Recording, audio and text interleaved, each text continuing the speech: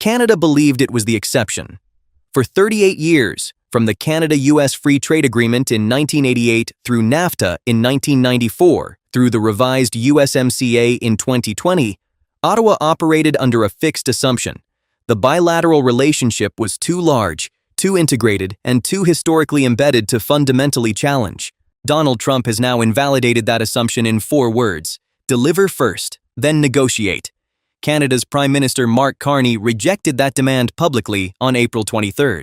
What Carney did not say publicly is what his own economic advisors have already calculated. 77% of all Canadian merchandise exports terminate in the United States market. Every automotive plant in Ontario, every softwood lumber yard in British Columbia, every dairy co-op in Quebec operates under a single commercial premise that the American market stays open. Trump has spent 14 months building the architecture to make that premise conditional, and the July 1, 2026 USMCA review window just opened the door. To understand the leverage structure, begin with the asymmetry that Ottawa has relied on since 1988. Canada and the United States share 8,191 kilometers of integrated supply chains, shared energy infrastructure, and intertwined manufacturing networks. But the economic dependence is structurally one-directional. Canada sends 77% of its total merchandise exports to the United States. Every barrel of oil sands crude, every piece of dimensional lumber, every vehicle built on an Ontario assembly line. The United States sends approximately 17% of its total exports north. Canada needs the American market to survive. The American market needs Canada for convenience. That asymmetry is the mechanical foundation of Trump's entire trade posture. The USMCA formal review window operates under Article 34.7. Either party may call for a joint review beginning July 1, 2026, 6 years after entry into force. Trump's team identified that date in late 2024. The tariff pressure, 25% on Canadian goods outside USMCA rules of origin, began on March 4, 2025, before Trump's second term was 3 weeks old. By April 2026, 34% of Canadian exports to the United States are operating under active tariff pressure.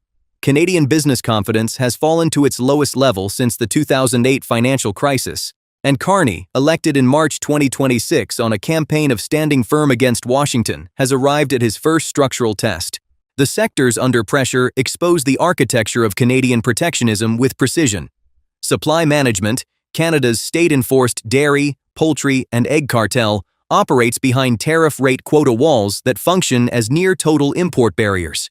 Above the quota threshold, import tariffs reach 241% on butter, 298% on processed cheese, and 314% on poultry.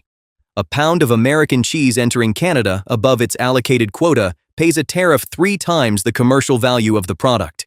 These walls were partially opened in USMCA 2020, which granted U.S. producers access to 3.59% of Canada's dairy market, a number Trump's trade team publicly describes as a rounding error against a market currently valued at 19 billion Canadian dollars annually. The U.S. dairy industry has formally documented $400 million in annual export losses directly attributable to Canada's above-quota barrier structure. Softwood lumber is the second axis. The United States International Trade Commission determined in 2017 and reaffirmed in 2022 that Canadian softwood lumber enters the American market at below market cost due to Canadian provincial stumpage fee systems, effectively a hidden subsidy on public timber. Current combined countervailing and anti-dumping duties, 22.53%. Annual Canadian softwood lumber exports to the United States, approximately $8.5 billion.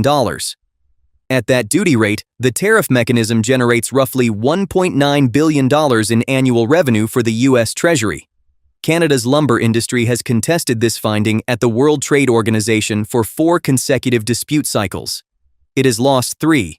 The digital services tax, Canada's 3% levy on revenues earned by large digital platforms from Canadian users, is the third axis. Amazon, Meta, Alphabet, and Apple collectively pay an estimated 1.2 billion Canadian dollars annually under this framework. The USTR formally designated the Canadian Digital Services Tax as discriminatory in a Section 301 finding on March 4, 2026. The Section 301 investigation clock runs 90 days. It expires June 30th. one day before the USMCA review window opens on July 1st. The simultaneity is not a coincidence. It is timed sequencing. Washington enters July 1st with an active Section 301 finding, documented dairy losses, a 40-year lumber dispute with 3 WTO losses against Ottawa, and 25% tariffs already running on 34% of Canadian trade. That is not a negotiating position assembled in response to Carney's election. It is the product of 14 months of deliberate instrument deployment. Picture this. You are Mark Carney. It is the morning of April 23, 2026. Your political mandate requires you to reject preconditions publicly. Your liberal base will not tolerate the appearance of capitulation before the table is set. Your business council has delivered a private briefing. 120,000 direct jobs in Ontario's automotive sector depend on cross-border, just-in-time supply chains that cannot survive a full tariff escalation past July. The math in front of you is precise. Canada has 3 specific deliverables Washington wants before July 1st.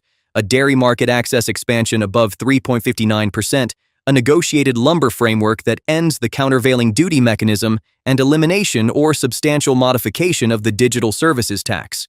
Trump has 3 instruments already active: the Section 301 clock, the existing 22.53% lumber duty, and the 25% blanket tariff on non-USMCA trade. You have one card, the principle of sovereign equality in bilateral negotiations.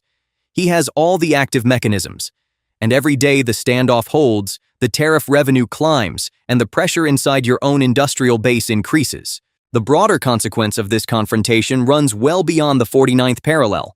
Washington's strategic trade community has identified Canada as the first test case in a systematic renegotiation of every major preferential trade relationship built since 1994. The sequencing is deliberate. Canada is the easiest first target.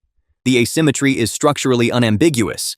The review window is treaty-mandated rather than manufactured, and a successful outcome validates the precondition model for every subsequent application. If Canada delivers on dairy, lumber, and digital before July 1st, the model moves east.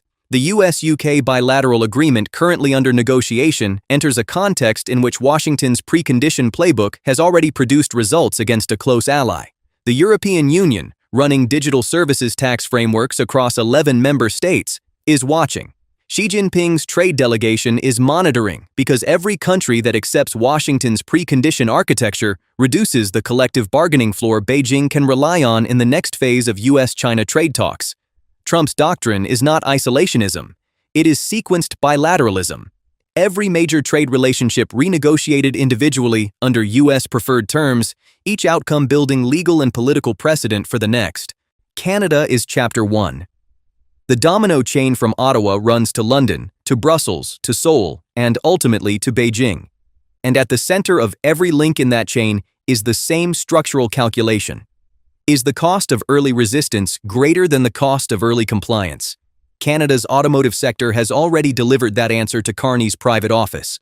120,000 workers whose employment depends on cross-border just-in-time logistics are the pressure mechanism operating from inside the Prime Minister's own political coalition. Trump did not manufacture that pressure. The integration that Canada built over 38 years of preferential access produced it. He simply identified the leverage point and applied the instrument. What do you think? Does Canada deliver the dairy, lumber, and digital concessions before July 1st and preserve the trade relationship on Trump's terms? Or does Carney hold the line on preconditions and absorb the economic damage to protect his political mandate? Drop your answer in the comments. If you want more briefings like this, subscribe and hit the bell. We cover every major move before the mainstream catches up.